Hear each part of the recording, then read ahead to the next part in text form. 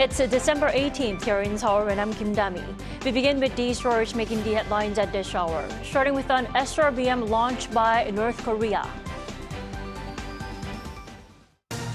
Pyongyang fired a short-range ballistic missile into the East Sea on Sunday night. Shortly after the launch, the North's defense ministry slammed South Korea and the U.S., calling their consultative group meeting an open declaration on nuclear confrontation. Israel says it's found the biggest Hamas tunnel yet near a northern Gaza border crossing, designed to transport carloads of militant fighters. And with the U.S. Defense Minister Lloyd Austin's visit to Israel on Monday, the U.S. is looking to define specific operational milestones in the Israel-Hamas war. South Korea saw the season's coldest weather, with the temperatures going below minus 12 degrees Celsius over the weekend. Travel was also disrupted, and the cold snap is here to stay throughout the week. Just as we came on air, South Korea's military says North Korea fired another ballistic missile this morning. This follows the short-range ballistic missile that the North fired toward the East Sea on Sunday night. Now, the launches come as an apparent show of discontent over the nuclear consultative group meeting that Seoul and Washington convened in D.C. last week.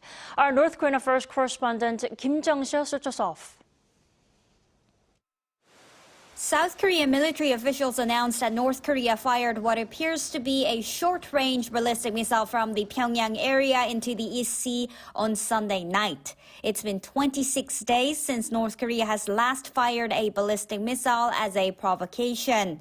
South Korea's Joint Chiefs of Staff announced that the North Korean missile flew about 570 kilometers before landing in the East Sea. It added that the launch was immediately detected, tracked, and monitored, and that close information sharing took place between Seoul, Washington, and Tokyo. The launch came as an apparent protest against the Second Nuclear Consultative Group, or NCG, meeting held in Washington, D.C., where South Korea and the U.S. agreed to draw guidelines on nuclear strategy to deter Pyongyang's nuclear and missile threats. North Korea's defense ministry released a statement right after the launch and called the NCG meeting a, quote, blatant declaration of nuclear confrontation. December 17th also marks the 12th anniversary of the death of Kim Jong-un's father, Kim Jong-il. Commentators say Sunday's launch could also be aimed at showing off Pyongyang's defense capabilities to strengthen internal solidarity on the anniversary. The U.S. State Department released a statement and condemned Pyongyang's Sunday launch. The statement said the launch, just like any other ballistic missile launches this year, violates multiple UN Security Council resolutions and that North Korea is threatening regional stability. It also urged Pyongyang to return to dialogue while adding that America's extended deterrence commitments to both South Korea and Japan are ironclad. Kim Jung-sil, Arirang News. Now, during the NCG meeting that got on the North's nerves, South Korea and the U.S. agreed to carry out joint nuclear defense exercises for the first time ever. And the drills will come as early as next summer. Our Oh Soo-young has the details. Seoul and Washington will launch joint nuclear defense drills for the first time next year, and along with Japan, take a trilateral response to North Korea's growing nuclear and missile threat to the Indo-Pacific region. That's according to Kim Tae-ho, Deputy Principal National Security Advisor, following the second South Korea-US Nuclear Consultative Group meeting in Washington held Friday. In a press conference following the meeting, Kim said next year's ROK-US joint exercises, such as Uji Freedom Shield in August, will involve training on nuclear operations based on various scenarios, aligning how the allies think, prepare, practice and execute nuclear operations together from the very beginning. This could involve practicing a US-led retaliation with nuclear weapons as a response to a nuclear strike by North Korea, marking an unprecedented first for the Allies' theatre-level combined drills.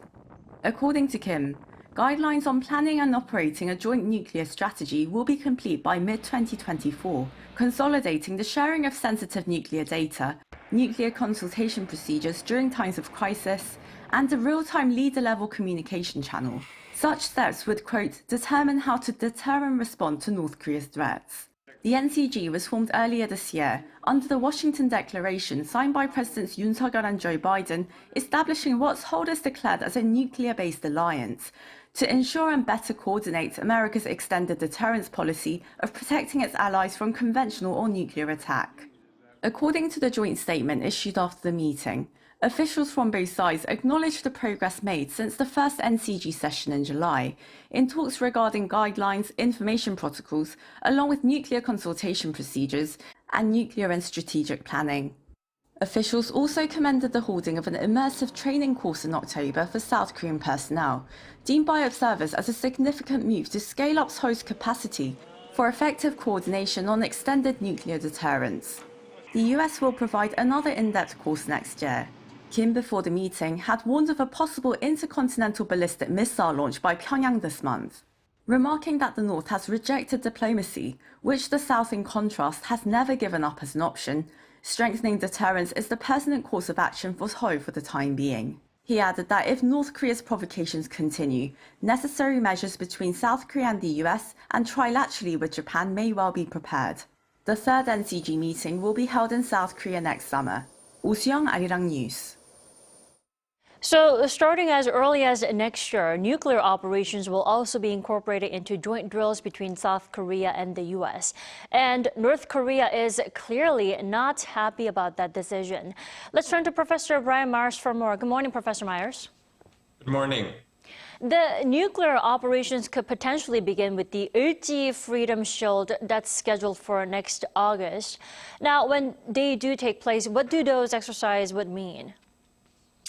Well, even nuclear operations involve conventional assets and forces because you're going to need to provide support for nuclear assets. You need to provide escorts and so on. And that sort of thing hasn't been practiced yet in joint exercises between the Americans and South Koreans because the U.S. Hitherto planned to handle any nuclear retaliation on its own. But now the plan is to prepare and execute together between the two allies in accordance with the Washington Declaration from last April. So that has to be practiced, though I expect this will mean computer simulations and tabletop exercises to a large extent. I'm sure it's also going to mean especially loud protests from the North Koreans when these exercises get underway. They always complain about Ulchi Freedom Shield, but if there's a nuclear dimension, I think we can expect even stronger protests. Definitely. On top of those nuclear operations, what's notable about this second NCG meeting is specifying the overall guidelines on how to deter and respond to North Korean threats. What would those guidelines actually look like then? Well, we're not getting much in the way of specifics, but, as your correspondent just reported, we're hearing keywords like, real-time leader-to-leader communication, the establishment of a crisis security system. My assumption is that there are different types of nuclear threat, different levels, and there are therefore thresholds that need to be defined.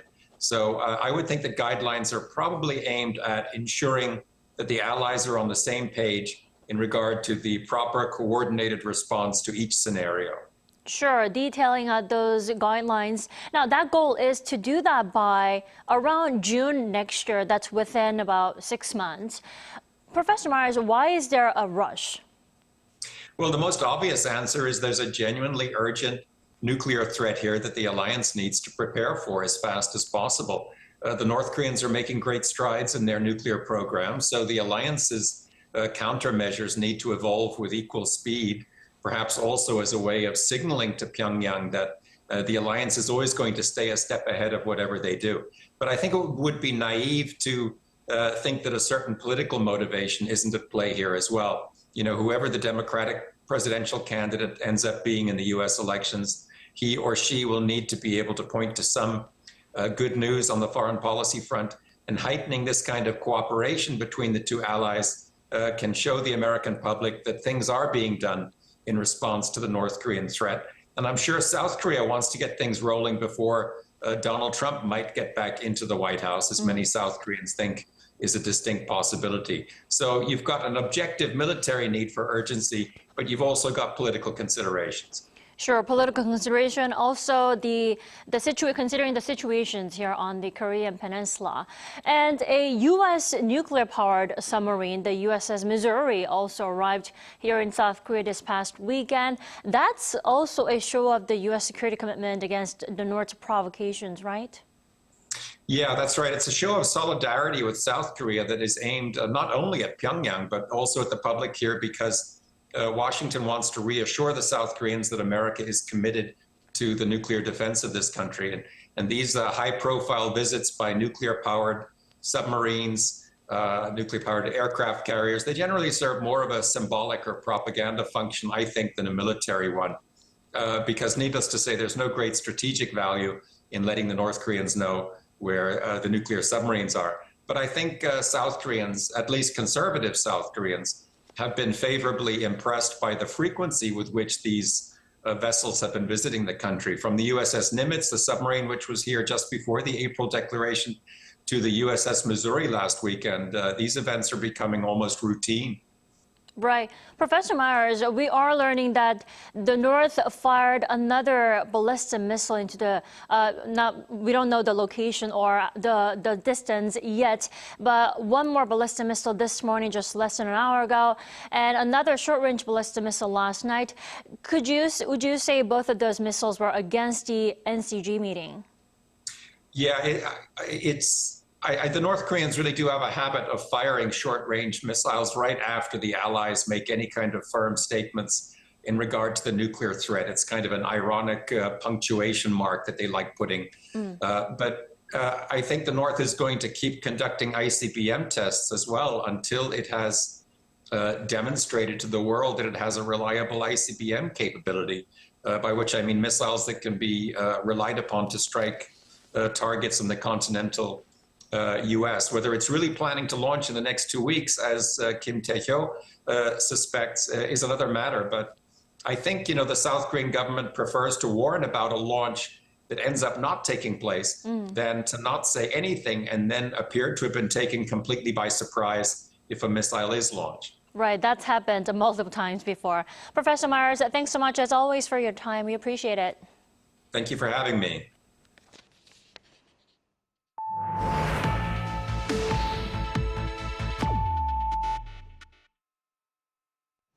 The Israeli military said Sunday that it discovered a large tunnel shaft in Gaza, near what was once a busy crossing into Israel. It added that the tunnel facilitated the transit of vehicles, militants, and supplies in preparation for the October 7th attacks. Lee Seung-ja has more.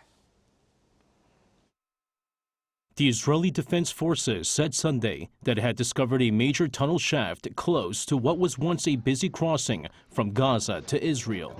The entry to the tunnel is also located a few hundred meters from the heavily fortified Erez crossing and a nearby Israeli military base. The military noted that the tunnel stretched more than 4 kilometers and connected with a sprawling tunnel network across Gaza. It also added that the tunnel was used to move vehicles, militants, and supplies in preparation for the October 7th attacks. Israel's chief military spokesperson Daniel Hagari told reporters that troops had discovered at least 2 other city-sized tunnels. Meanwhile, 2 Egyptian security sources said Sunday that both Israel and Hamas are open to holding renewed talks on a ceasefire and the release of hostages. However, disagreements remain over implementation. Hamas is demanding that it sets the list of hostages to be released without outside influence, while calling for Israeli forces to withdraw behind predetermined lines. While Israel agreed that Hamas can determine the hostages to be released, it's also demanding a timeline and to see the list before setting the time and duration of the ceasefire, while refusing any withdrawal.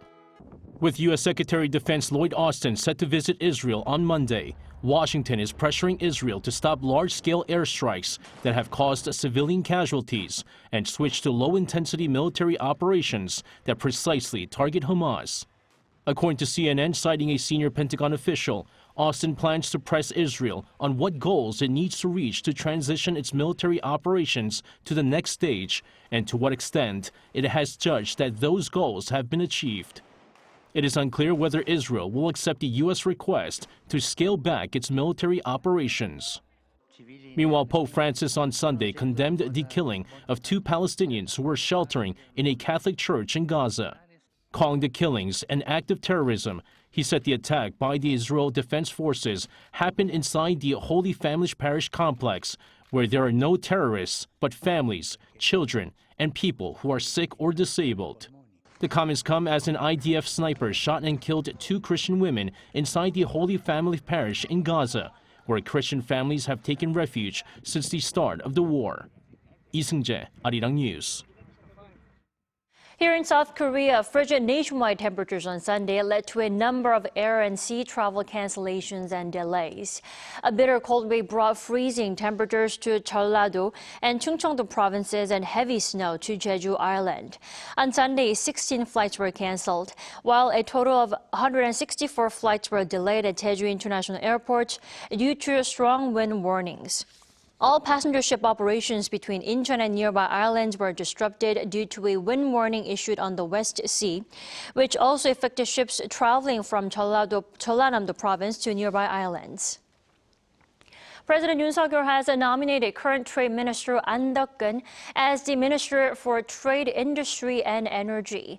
Prior to becoming Trade Minister, Ahn was a professor at Graduate School of International Studies at Seoul National University.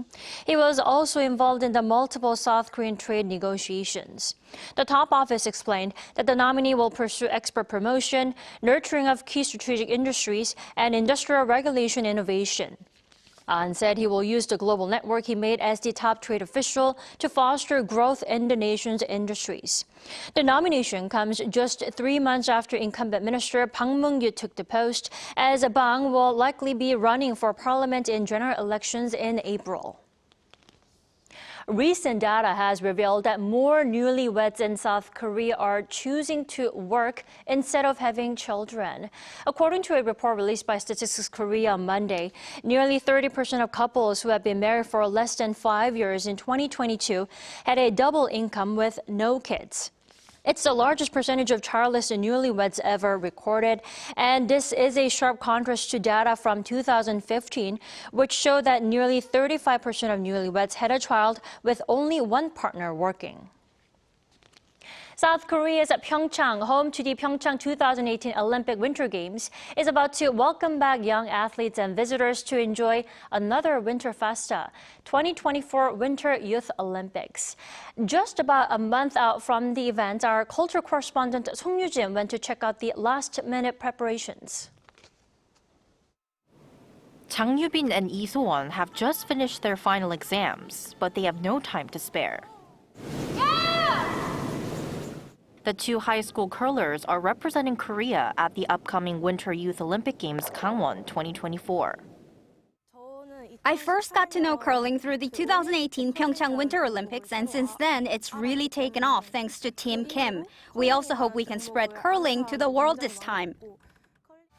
Around 1,900 athletes will take part in the 4th Winter Youth Olympic Games, which is being held in Asia for the first time. While it may not match the grand scale of the regular Olympics, the Youth Olympic Games is fueled by a broader vision. It's not just about the medals. Gangwon 2024's official slogan is Grow Together. We hope participants can learn the Olympic values, collaborate and harmonise with each other. Beyond the races, we aim to provide education programs and events so that they can explore other cultures. For some, the Games marks their first step onto the international stage. But whether you're competing or not, everyone is part of something bigger. Even though it's my first international competition, considering my experience and practice at the Pyeongchang Sliding Center, I'm confident I'll race well. Being a forerunner for the Olympics, my dream stage is an honor in itself. More than 340 Winter Youth Olympic Games athletes have become Olympians, winning over 60 medals.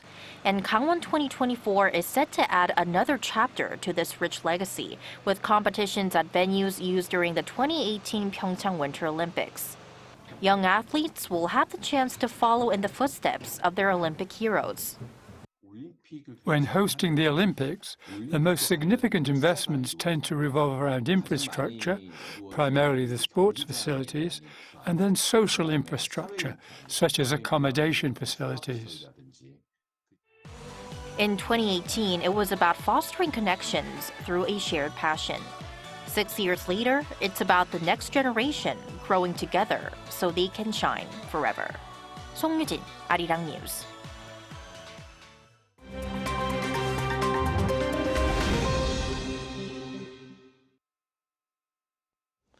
Good morning, I'm Kim Si-young, and now we turn over to stories from around the world. Russian President Vladimir Putin on Sunday warned of problems with neighboring Finland after it joined NATO in April. Putin added in Sunday's television interview that Moscow will create a new military district in northwest Russia around St. Petersburg.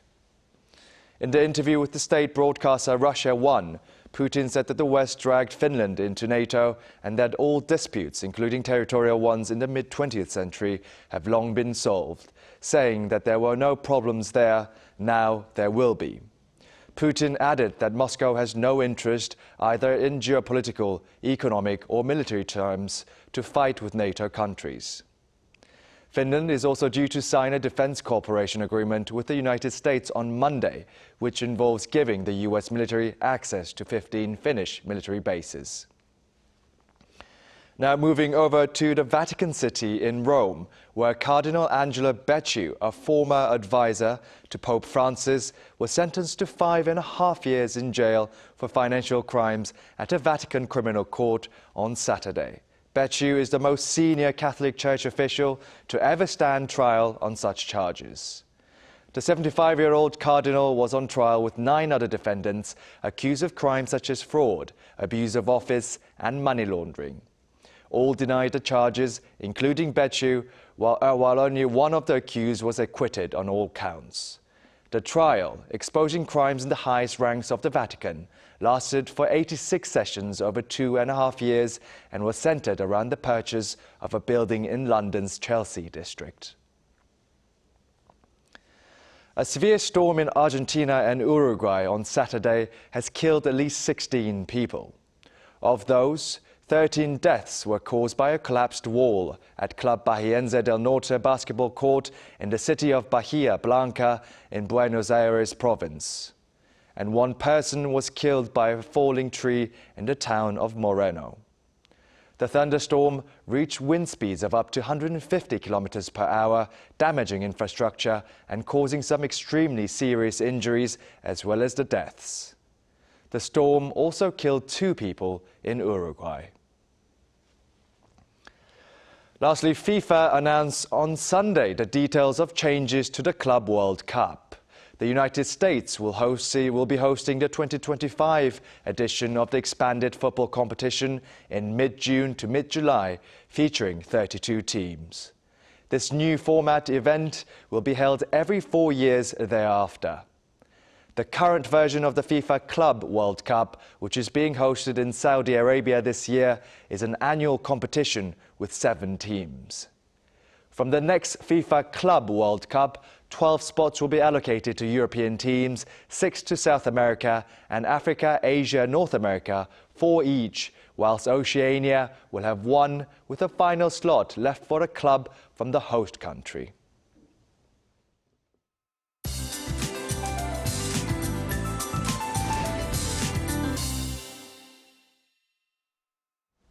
Good morning. Extreme cold has swept across Korea. Things turned very much winter-like over the weekend.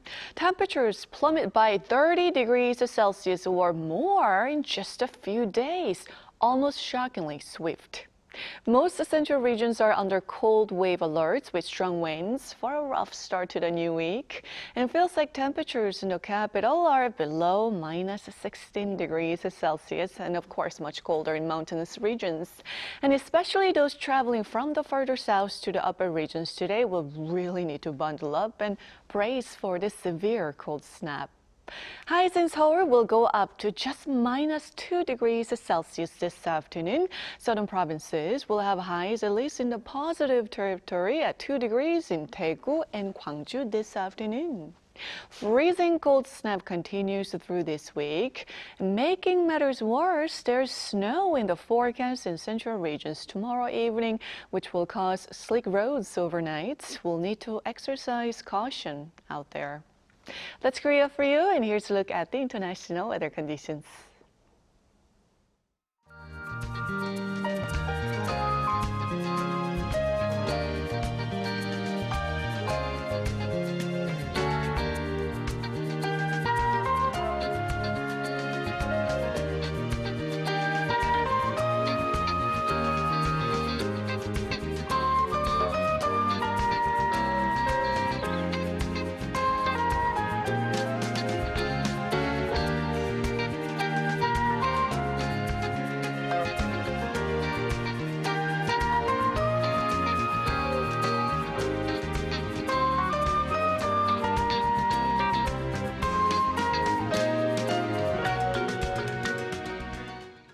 We thank you for watching New Day at Arirang. We'll be back tomorrow for Tuesday's edition at the same time, 9 a.m. Korea time. Have a great start to the week.